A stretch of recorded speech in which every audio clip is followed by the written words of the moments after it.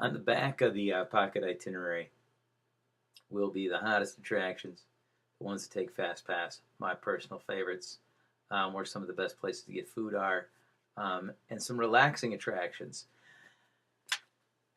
The reason you want to know where the relaxing attractions are and what they are is the crowds really start to build up just after lunch.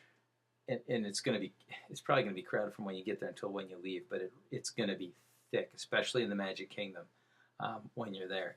In fact, park hopping the day that you're at the Magic Kingdom might not be a good idea because you might have a hard time getting back in. Park hopping on New Year's Eve day might also be problematic because every once in a while the Magic Kingdom closes because it gets too crowded. Anyway, but in the afternoon when it builds up, that's when you want to do the things that are more relaxing. Catch some of the street entertainment. Go look at some of the shops. Walk slowly and check out the detail. You're going to be there Christmas time when there's a lot of great Christmas decorations. The two best parts of that are Epcot World Showcase. All the countries, different countries that are represented at the pavilions are decorated for Christmas like their home country. It's awesome. And the other is the studios, the Osborne Christmas lights, the Osborne family Christmas lights is pretty noteworthy attraction as well. And they have fake snow too. You're gonna think it's snowing even though it's 50-some degrees outside or 60-some degrees outside, but it's fake. It's Disney magic.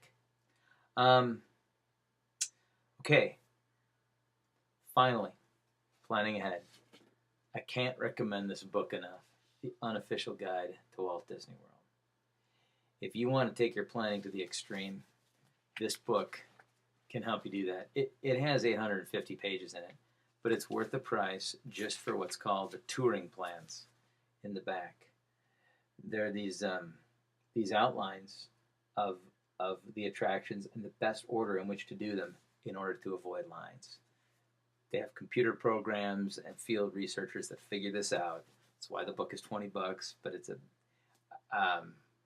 had more than 4 million copies sold of this book. If everybody who went to Disney World bought one of these, then life would be different because everybody would be following the same plan. They'd have to do it over again. But fewer than 1% of people who visit Disney World, according to these guys, follow these plans. $20, you spend hundreds of dollars on a Disney World trip, spend another $20. The other thing is you're going to be on the bus a long time. This goes into detail on every single attraction.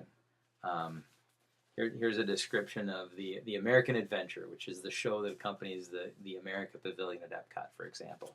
You can read through this book on the way and decide which things you want to see and which things are sort of optional for you. And then you flip to the touring plan in the back and you star the things you definitely want to see. Then follow that plan when you get there. You're going to spend really anywhere from 3 to 4 fewer hours waiting to see things than people who don't do that kind of thing. Again, if it's not your speed, don't do it. But I found, and many have found, that a little bit of pre-planning can go a long way to enjoying Walt Disney World. Thank you very much for your kind attention. I'm going to gloss over a few additional pointers in part 2 of this orientation. But part 1 is the most important. Make sure that your time is used wisely, especially if this is the only time you're ever going to make it to Disney World. Do that by understanding FastPass, understanding the value of the single rider line, and most importantly, planning ahead. Because by the time this guy's like, all right, well, yep, let's head over there and see if we can get on the Jungle Cruise. I've already hit 3 or 4 of the best things in the park. And in the afternoon, when I'm relaxing on the Carousel of Progress, or the Hall of Presidents, which is closed for refurbishment. You can't go there. They got to add Barack Obama, so it's closed for a couple months.